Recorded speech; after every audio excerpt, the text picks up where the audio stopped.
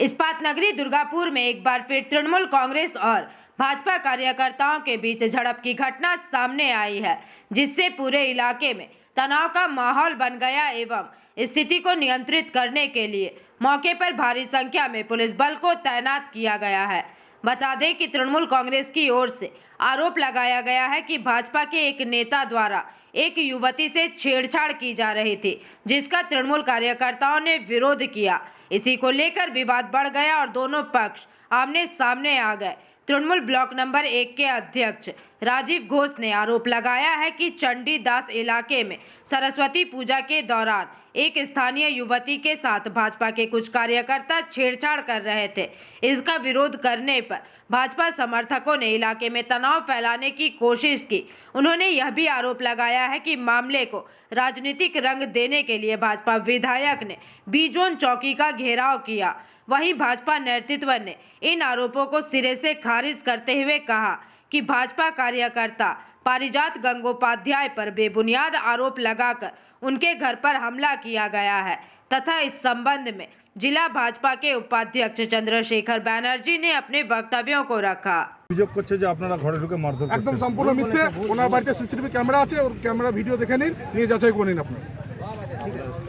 আপনার নাম বলুন। আরে ওকে ডাকছিস কেন? ওকে ওর মুখ দেখে যা যা। এই ওর মুখ দেখাবি না। ওর মুখ দেখাচ্ছিস পুরো ক্ষমা করে দাও।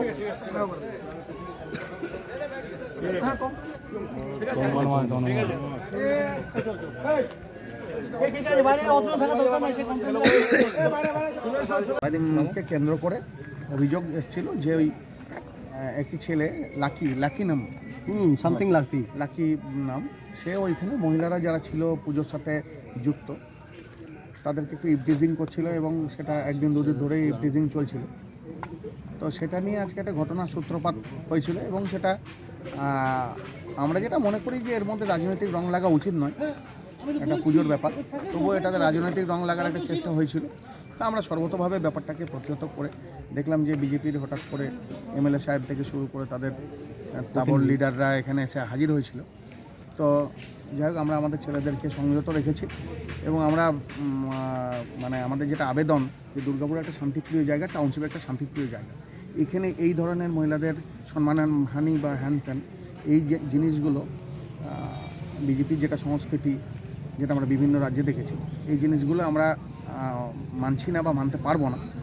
যদিও আজকে তাদেরকে সচেতনভাবে এবং সংযতভাবে আমরা বার্তা দিয়ে দিলাম, কিন্তু আগামী দিনে এটা এরকম কিছু ঘটলে কড়াভাবে আমরা প্রতিহত করব। বিধায়ককে ছুটে আসতে হলো, কি এমন হলো জানি না, সেটা উনিই জানেন। কেননা এমন কিছু ব্যাপার নয় যে এটা কোনো পলিটিক্যাল ব্যাপার নয়, এটা অরাজনৈতিক ব্যাপার। বিধায়ক এসছেন এখন ইলেকশনের সামনে, বিধায়ককে উনি তো এই অঞ্চলের বিধায়কও নন, আর উনি হয়তো রাজনৈতিক রং দিতে বা রাজনৈতিক ফায়দা নিতে এসেছিলেন। আমরা এটাকে ওইভাবে দেখছি না, আমরা দেখছি এটা একটা পাড়ার ঝামেলা হিসাবে এবং চাইছি যে এর মধ্যে কোনো রাজনৈতিক রং না লাগে। বাড়িতে ঢুকে মারধর করার একটা অভিযোগ করছে তারা। दुर्गापुर से निमाई दास की रिपोर्ट, पीवीटीवी न्यूज।